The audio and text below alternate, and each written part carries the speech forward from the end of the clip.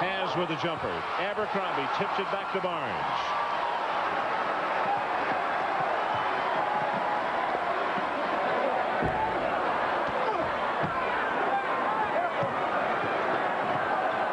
Good look at the basket by Maiden, but he had no weak side rebounding help. 6 of 8 this half shooting for KU. And Ontjes has just picked up his 3rd foul. So let's see what kind of move that Kelvin Sampson makes here. Curry is up and is coming off the bench. Number 22, PJ Williams. Abercrombie will come out. Ontjes will stay in the ball game. Team fouls. That's 2 against Oklahoma and 1 against KU. Calvin Curry has to accept his role a little bit more. He's a scorer. He's known for shooting the ball. And when he comes in the game, he has to look for that shot. He cannot be hesitant about that. Make sure we put down on the stat sheet 1 save for the Big E as Eldon Lindblad saved their lives here at the table.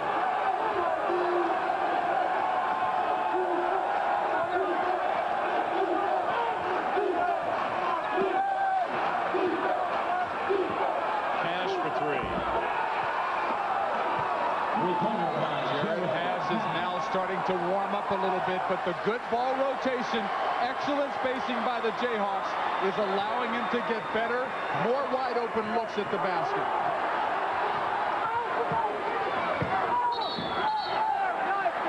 Pearson called for the violation as Minor tried to take it back across the paint. That's 2 on Pearson. And the second team foul. Last couple of times down the court, it looked like Kansas was playing a lot more aggressively on the defensive end. And Oklahoma, they were laid back. They were not attacking. They were not playing the way they got the lead in the first half. Continue to be aggressive, make good backdoor cuts, and try to get some easy layups. Get those high percentage opportunities closer to the basket. Score at halftime, 45-35. Ontjes all the way down the baseline. Comes back out on top.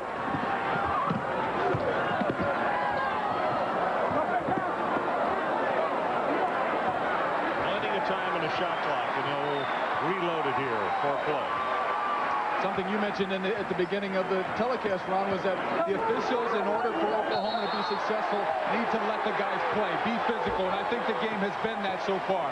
I think the officials have done a great job of letting them play.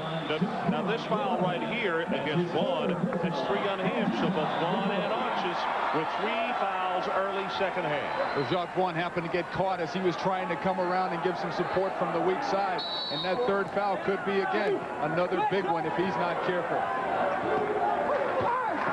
16 second half points for KU, 6 for Kansas. We're tied, 51. This is where Calvin Curry has to look for a shot. Pass it inside to Minor as the defense collapses, then he goes back up. Minor between 2 people. Wow. He can score. 22 points, Derek. Flat out score. He's not afraid to take the big shot. Vaughn for 3. Pollard on the hustle, and Maiden gets his 3rd foul. That is a good call because James Maiden was underneath trying to back out and was called with that foul as the ball was in the air. And the 3rd team foul against the Sooners. Now, as I mentioned to open the second half, the 2 guys that, as soon as they got the 3rd, Maiden and Ontjes, if they forward, all of a sudden, that is something that OU does not have a lot of depth to take care of. This is where playing smart has to come into play. Ontjes, what a nice play. Whoa. Senior leadership experience, you can't put a value on it. Big guys want to take big plays.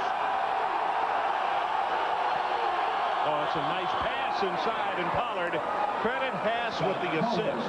Good bouncer into the paint, low. Not only was it a good pass, a nice shot by Scot Pollard because James Maiden, who averages 2 block shots a game, was underneath. Pollard flipped the ball up over his hand and still able to put it in the basket. Pollard now in double figures. He has 10. Minor stolen by Vaughn.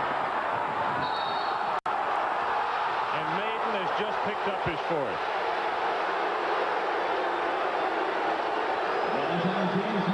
Let's take a a break.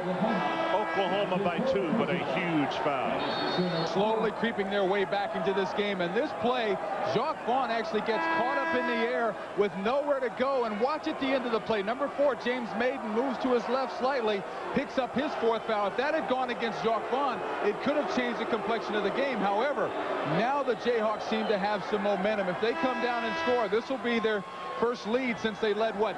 14-13. 14-13 early in the game. I have to think, and looking at that replay also, is the reason they would not call it against Vaughn is because Miner was pinching him from behind and moving him forward. I don't know. Very, very close. Very close call. Huge call as far as importance to both teams. But it's also, as you mentioned, going to force Kelvin Sampson to go into his bench where he doesn't have an awful lot of depth.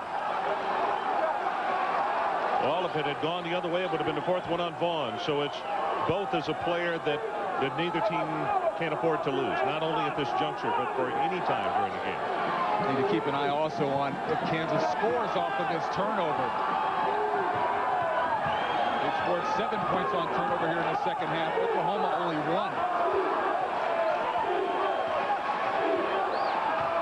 Shot clock down to 5. Billy Thomas. Good heavens. Big. Just from South Oklahoma City, shot that one. Wow. That was a huge shot by Thomas. First lead since that 14-13 mark. We talk about how well Billy Thomas can shoot the ball from long range. Doesn't look like much of a shooter, but he shoots about 41% from beyond that stripe. Billy Thomas will pick up the foul. That's going to be the 4th team foul. Kansas foul number 12, Billy Thomas. It's his second. And team foul number 4. Watch Billy Thomas as he sets to shoot this shot. He's still a couple of steps behind the three-point arc, but he knows his role. Once he comes into the game, his job is to look to try to put the ball up toward the basket. That's what you have 7-footers for, to try to help you on the weak side support and get rebounds. He's just a freshman, 6 foot 4 inches. Barnes, 8 points, 1 of 2 at the free throw line tonight. Boy, he came in and just loaded it up early on. They need him to pick up that hot streak again now. Under 11 minutes to play.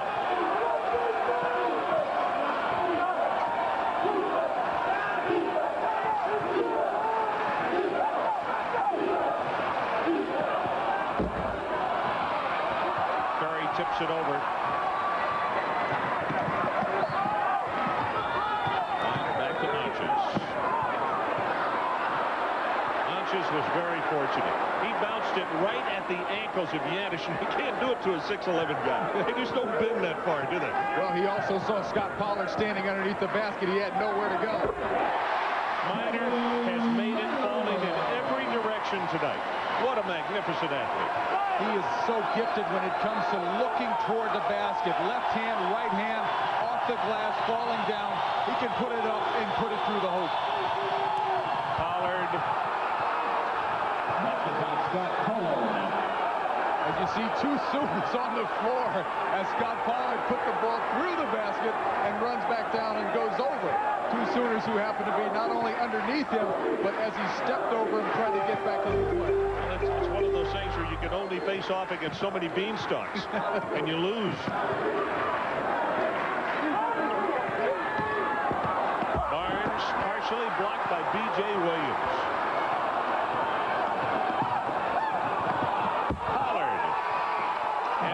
McGrath with a great assist on the play. And all of a sudden it is a 3-point KU lead. They were down by 10 at halftime. And Roy Williams has 5 new players on this sideline ready to come in this game. Pollard now with 14 points. He is 7 of 10 from the field tonight.